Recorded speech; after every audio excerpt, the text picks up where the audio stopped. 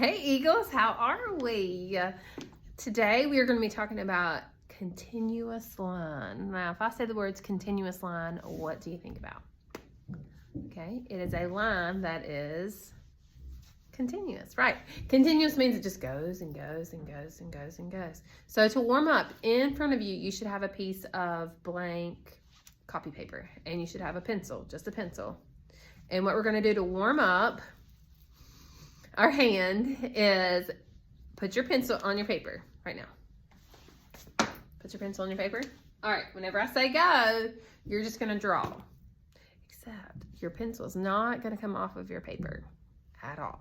So as I'm walking, I should see no erasing or anything like that, because that means that the pencil would have to come off the paper. And you're gonna hear me say a lot today. Pencil on the paper, pencil on the paper, pencil on the paper. So when the timer starts, that pencil goes on your paper and you are just moving. Okay, so it can look like something. It can be kind of like what I'm making right now, but it cannot leave the paper. Now, you can,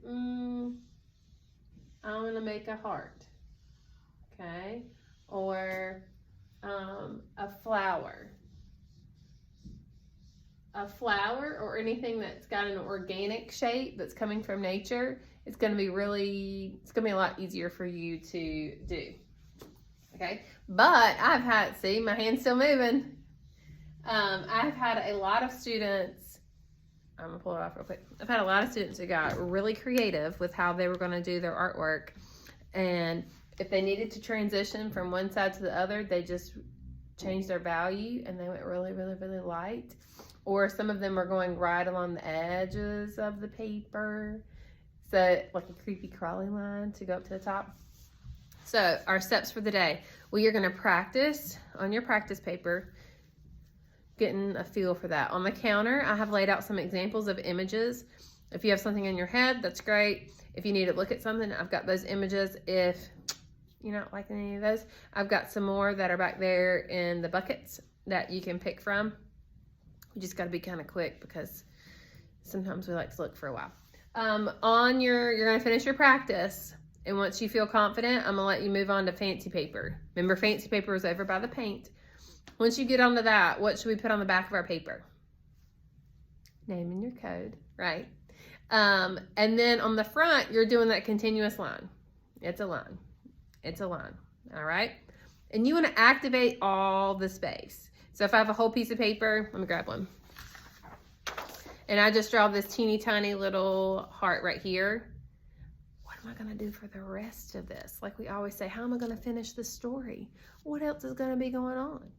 So after I draw this heart, I'm gonna have to come over here and I'm gonna have to figure out something back through here. Once you have activated all of your space and it looks like an artwork, you get to decide, do you wanna add color?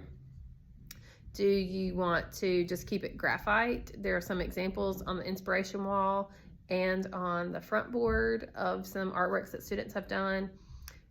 You can use oil pastels, paint sticks, daughters, the temper cakes work well with it.